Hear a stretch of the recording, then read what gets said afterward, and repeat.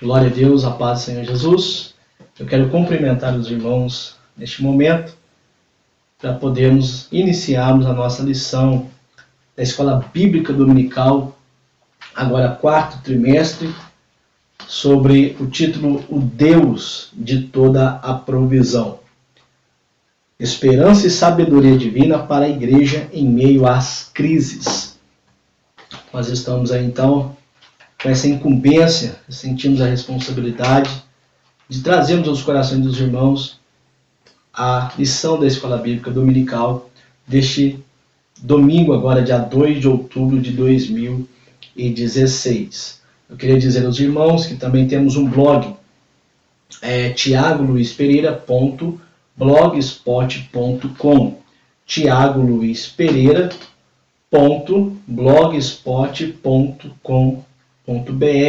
É Tiago sem H e Luiz com S. Os irmãos podem acessar lá e os irmãos vão ver lá os subsídios também da Escola Bíblica Dominical. Nós vamos a falar nesta hora, nessa data oportuna, sobre a sobrevivência em tempos de crise. A sobrevivência em tempos de crise. E logo na introdução, para nós sermos breves, diz assim: neste trimestre estudaremos as crises que o mundo decaído vem enfrentando ao longo do tempo. Jesus nos alertou que no mundo teríamos aflições, mas prometeu estarmos conosco todos os dias até a consumação dos séculos. Mateus 28:20. Não estamos sozinhos em minhas crises. Sabemos que o Brasil enfrenta uma séria crise política, moral, sem precedentes. Já se fala em 11 milhões de desempregados. Muitas empresas estão fechando as suas portas. A indústria não consegue escoar a produção, pois o comércio não tem para onde vender os produtos. E o resultado é a tão temida recessão econômica. A crise também tem afetado a área da saúde e os que buscam os hospitais públicos sofrem na fila de espera. Faltam médicos, remédios e leitos, e muitas pessoas morrem sem conseguir atendimento. A educação também tem enfrentado crises.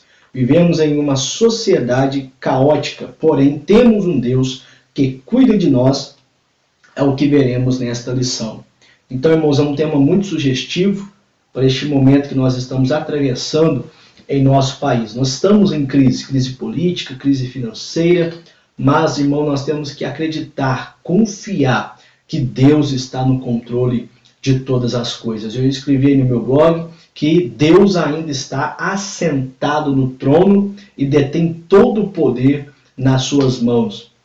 Os irmãos estão lembrados de Mateus capítulo 8, quando Jesus ali estava dormindo ali naquele barco e os discípulos entraram em desespero porque o vento ele soprava muito forte ao ponto de levantar as ondas contra aquele barco e o barco balançava para lá e para cá, mas não foi a pique, não caiu. Por quê? Porque Jesus estava lá dentro daquele barco. E quando Jesus agiu através do clamor dos discípulos, ele estendeu as suas mãos e ele ordenou ao vento que parasse e às águas que se acalmassem, e se fez grande bonança. Então, nós estamos em crise neste revolto mar que nós estamos enfrentando. Porém, Jesus está no nosso barco. E se nós clamarmos, se nós confiarmos, assim como ele agiu ali, ele é poderoso para agir nas nossas vidas, neste tempo de crise que nós estamos enfrentando. O primeiro ponto vai falar sobre a crise como uma realidade. Deus, ele criou um mundo perfeito. Nós vemos aqui que o nosso comentarista, ele vai falar a respeito que Deus, ele criou o planeta Terra, Deus, ele criou um jardim, criou as aves, criou os animais, criou os peixes, os répteis, e Deus, ele então cria o ser humano. E a Bíblia diz que Deus formou Adão do pó da terra, e Deus incumbiu Adão a responsabilidade de cuidar daquele jardim. A Bíblia diz que Deus entregou na mão de Adão a responsabilidade de lavrar a terra, de cuidar daquele maravilhoso jardim chamado Jardim do Éden. A Bíblia diz que ele poderia desfrutar de todas as árvores, né, de todos os frutos que existiam ali, porém a árvore que estava no meio do jardim, que a Bíblia denomina, chama ela de a árvore do conhecimento do bem e do mal, ele não deveria comer daquele fruto. A Bíblia não fala, não declara qual fruto, né? Alguns dizem que era maçã, mas a Bíblia não fala a respeito nada disso. A Bíblia menciona que era o fruto da árvore do conhecimento do bem e do mal. E o comentarista aqui ele fala sobre que então que Deus ele criou um mundo perfeito. O homem havia um relacionamento perfeito com Deus. A Bíblia diz que Deus descia no jardim do Éden na variação do dia e para falar com Adão, para estar com Adão. Adão ele vivia em perfeita harmonia com os animais, com a terra, né, com a sua esposa. A Bíblia diz, o comentarista diz que não sabemos quanto tempo, mas houve, né, essa perfeita harmonia. Porém, Adão e Eva, ao serem tentados, caiu em pecado. Desobedeceram a voz de Deus, a ordem, o mandamento de Deus. E Deus, naquele momento, como diz aqui o comentarista, ele exerceu juízo sobre Adão, sobre Eva, sobre a serpente, e também a terra foi afetada. Nós vemos que Adão agora teria que se esforçar mais ainda, do suor do seu rosto comeria, e ao pó ele voltaria à terra. Nós vemos que Eva seria multiplicada a dor grandemente de parto, e o seu desejo seria para o seu marido. A serpente ficaria condenada a rastejar todos os dias da sua vida, da sua existência, sobre o seu ventre. E a terra ela foi ferida por causa do homem. Então nós vemos aí que houve a crise instaurada, né? Não porque ela existe desde o princípio, porque Deus criou a crise, não. Quem criou a crise foi Adão e foi Eva. Foi eles que pegaram do fruto e comeram o fruto proibido. Por mais que houvesse ali a influência do diabo tentando eles, mas todavia a decisão foi do homem. A decisão de comer foi do homem. Então o homem ele é o único responsável, né? Pelos seus atos, pelos seus erros, e Adão e Eva ali representava toda a humanidade. Então o ponto 2 vai falar sobre uma sociedade em crise.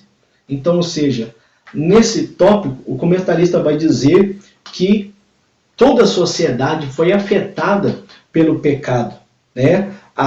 O adultério, a imoralidade, a corrupção. O homem cada dia mais está mais longe de Deus, cometendo toda a sorte de pecado.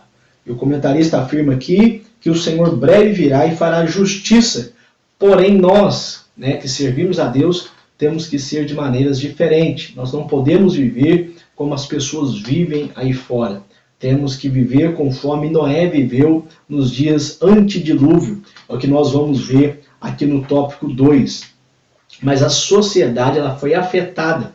A sociedade ela entrou em crise por causa do erro de Adão e Eva. A Bíblia diz que como por um homem entrou o pecado no mundo, também a morte entrou no mundo, e a morte passou a todos os homens. Por isso que todos morreram, porque todos pecaram. Então Adão e Eva pecaram, cometeram o seu erro, mas o seu erro então foi repassado, né? Devido à semente do pecado, foi gerada em Abel, foi gerada em Caim, e também gerada na descendência posterior, alcançando nós no dia de hoje e também as futuras gerações que hão de nascer. Nós vemos, irmãos, que Adão e Eva desencadearam uma crise sem precedentes. Eles desencadearam uma crise espiritual, uma crise moral, uma crise relacional e também uma crise material. Quando eu falo crise espiritual, porque afetaram o seu relacionamento com Deus, né? Quando eu digo crise moral, né? Eles foram moralmente corrompidos. Quando eu falo também crise relacional, porque houve uma desavença, uma descomunhão, uma discórdia entre um ao outro. Nós vemos Adão e Eva, depois mais adiante nós vemos Caim e Abel, Caim matando Abel. Então uma crise relacional que houve entre uns para com os outros. E também, consequentemente, a crise material, porque a terra foi ferida. Então, tudo que nós temos hoje de crise no meio da natureza, tudo foi causado através do pecado original de Adão e Eva. Então, nós vemos que Deus criou tudo perfeito, Deus criou tudo puro, né, tudo santo, tudo maravilhosamente. Porém, o homem, através do pecado, trouxe a desgraça, a ruína e a crise para o nosso planeta. Então nós vemos que a sociedade, a humanidade, ela está em crise, né? Não porque Deus criou, mas por causa do pecado de Adão e Eva. Então a crise, ela é uma realidade. O segundo ponto vai falar sobre a crise como uma consequência do pecado. O primeiro, a crise na sociedade antediluviana.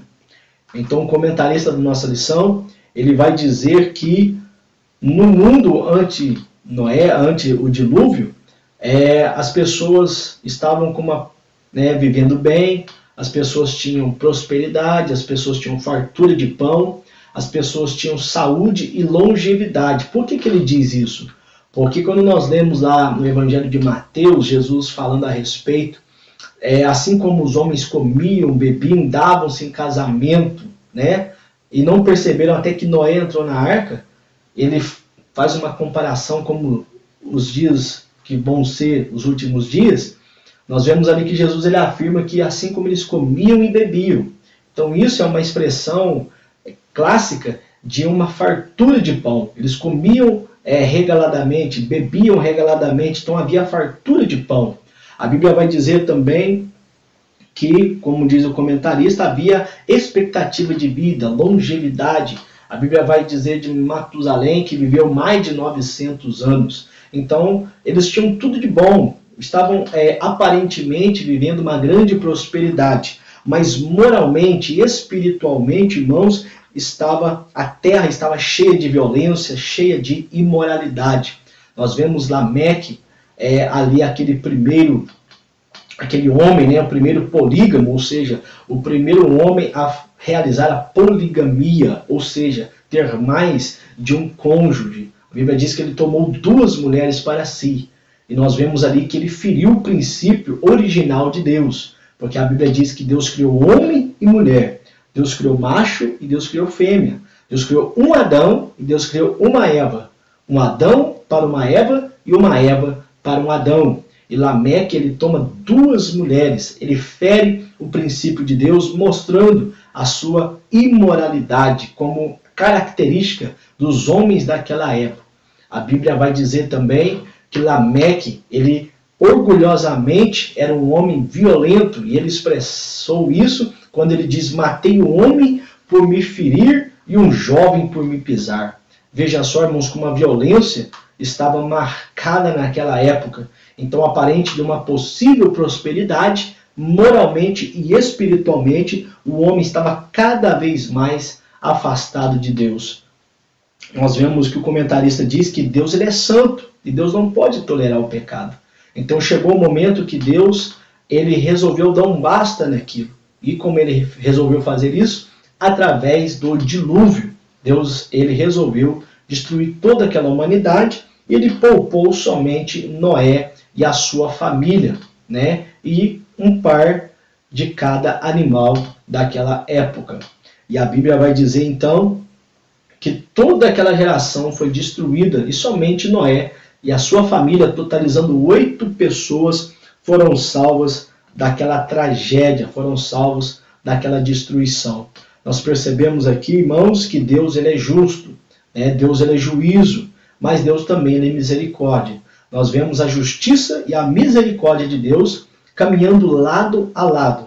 Juízo para os desobedientes e misericórdia para os obedientes. O apóstolo Pedro vai escrever na sua carta, em 2 Pedro capítulo 2, nos versículos que se seguem, né, que assim como Deus não poupou os anjos que pecaram, a Bíblia diz que Deus também não perdoou a cidade de Sodoma e Gomorra e livrou a Ló, também não perdoou as pessoas do mundo de Noé, mas poupou Noé somente e os demais foram destruídos.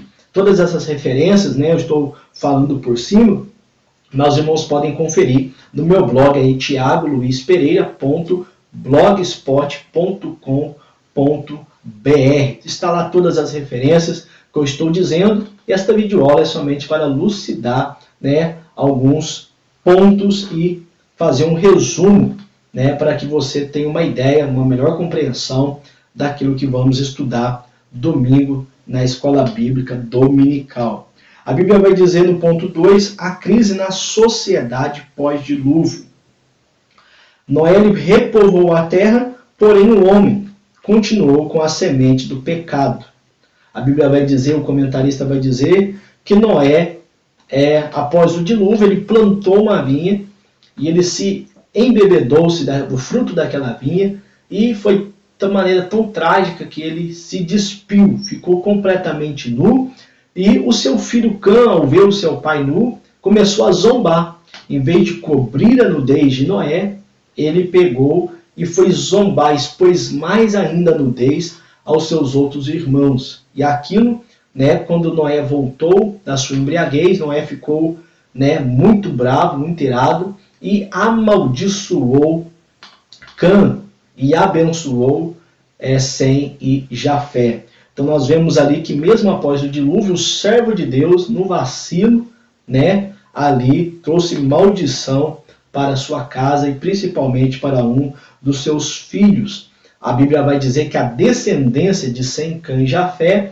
né, repovoaram a terra. E nós vemos ali em Gênesis capítulo 11, né, mais uma marca como que o homem insiste em viver longe de Deus. A Bíblia vai dizer, irmãos, que eles construíram uma grande torre para que pudessem ali se fortalecerem a fim de que não fossem espalhados pela face da terra, a fim de um possível dilúvio eles não viessem a ser destruídos. E nós vemos, irmãos, que isso foi completamente, né, uma ideia, uma ideologia anti-Deus, anti as ordens e os princípios de Deus. Por quê? Porque o próprio Deus havia dito e havia falado que eles deveriam espalhar-se pela terra, repovoarem a terra. Deus havia dito que não destruiria mais a terra com águas. Por isso ele deu o sinal do arco de Deus. Perceba que eu falei arco de Deus e não arco-íris, porque o arco não é de íris, o arco é de Deus. Essa expressão arco-íris veio dos gregos, que acreditavam na deusa Íris, que fez uma relação, né, uma comunhão com os homens, e o arco-íris. Mas o arco não é íris, o arco não é de íris, o arco ele é de Deus. Quando você olha para a Bíblia, você vai ver Ezequiel da sua visão, você vai ver João na visão no céu, e eles jamais falam arco-íris, eles falam o arco de Deus. Fica aí essa pontinha aí para você desgustar um pouquinho aí e falar também, repassar, né? Porque nós estamos, nossa cultura hoje, irmãos, ela associou muito à cultura grega, né? E a cultura grega é toda idólatra, cheio de idolatria. Então o arco não é de íris, o arco ele é de Deus. Então o arco de Deus no céu representava a aliança de Deus com os homens, né? Que não destruiria mais a terra com água. Então nós vemos ali a soberba do homem, Deus confundiu as línguas, espalhou aquele povo, né? Então nós vemos ali a crise, né? No sentido espiritual e moral do homem estar longe, afastado de Deus. O terceiro ponto vai falar a crise nos tempos de Jesus e na igreja primitiva. Então a Bíblia vai dizer que quando Jesus nasceu, o comentarista vai dizer que quando Jesus nasceu, né? Ele nasceu em um tempo de crise, porque Jesus era judeu. O povo judeu habitava naquela terra que Deus havia prometido a Abraão, e a Isaac e Jacó, né? Moisés tira o povo de Israel do Egito em direção à terra prometida, Moisés morre, Josué é chamado por Deus para assumir a liderança, e Josué introduz o povo na terra prometida. Então é a mesma terra, né, depois de milhares e milhares de anos. Porém, estavam em crise porque, devido à desobediência, Deus sempre os entregava na mão dos seus opressores. Deus sempre entregava na mão dos seus inimigos para que o povo aprendesse a confiar em Deus. Então nós vemos que a desobediência, né, a crise, ela é gerada por causa da desobediência do homem. Então os judeus eles pagavam impostos para os romanos, ou seja, eles tinham que pagar impostos daquilo que era deles por direito. Os irmãos estão lembrados daquela passagem que quando as pessoas encurralaram Jesus, disseram: é lícito pagar tributo a César? Por que eles indagaram aquilo? Porque a terra era deles. Então, se era deles, eles não tinham que pagar nada, né? Mas, como os romanos dominavam, eles pagavam altíssimos impostos. De fato, que quem cobrava esses impostos eram os publicanos. E os publicanos eram terrivelmente odiados pelos judeus. Nós vemos Levi, nós vemos Zaqueu, né, que eram terrivelmente odiados pelo povo, pelo fato de ser publicano, porque cobravam impostos altíssimos, sendo que a terra era do povo judeu. Então havia muita fome, havia muita opressão do Império Romano, mas Jesus nasceu nesse período trazendo uma mensagem de paz, de consolo e de esperança para aquelas pessoas naquela época. Os irmãos podem conferir isso em Mateus capítulo 5, no Sermão das Bem-aventuranças. Nós vemos que a igreja primitiva também enfrentou crises na sua perseguição, também enfrentou crise, né, financeira, econômica, mas essa crise ela foi aplacada pelo amor e a generosidade dos irmãos que repartiam os bens. Tudo isso que eu estou falando, os versículos, estão no meu blog, né? thiagoluispereira.blogspot.com.br. Então nós vemos que a crise ela existe, mas com uma mensagem de esperança, com uma mensagem de Deus, nós podemos, né, trazer consolo aos corações das pessoas. E não somente nas palavras, mas como a igreja primitiva, né, fornecer com as nossas mãos, com as nossas obras, atitudes. Nós vemos que a igreja da Macedônia, né, a igreja da Macedônia é um forte exemplo que mesmo sendo pobres, mesmo tendo poucos recursos, nós podemos ajudar o nosso próximo. O terceiro ponto é a crise política. Nós vemos aqui o nosso comentarista falando a respeito do rei Roboão, filho de Salomão. Nós vemos ali que quando Salomão morre, sobra Roboão, né, que ali fica reinando. Porém, ele pega conselho com os homens mais novos e eleva os impostos, né? Nós vemos ali a corrupção, uma crise forte ali no reinado de Roboão. Ele eleva os impostos e o pessoal liderado pelo Jeroboão faz uma rebelião. E ali há uma separação, há um cisma da nação de Israel. Então Roboão fica liderando apenas 2 tribos, a tribo de Judá e Benjamim, e as outras 10 tribos elas vão seguir Jeroboão e vão então para o Reino Norte. Então o Reino Sul e o Reino Norte, eles passaram a existir, né, depois da morte de Salomão, com a decisão de Roboão de aumentar os impostos. E nós vemos, irmãos, um exemplo clássico de quão terrível, né, as consequências, os danos que um homem despreparado e irresponsável pode trazer a uma nação, a um país. Então nós vemos aqui no nosso comentarista, ele dizendo que nós estamos vivendo uma crise política sem precedentes, né? A corrupção tem se alastrado como um câncer, atingindo todos os poderes, mas cabe a nós, a Igreja de Deus, clamarmos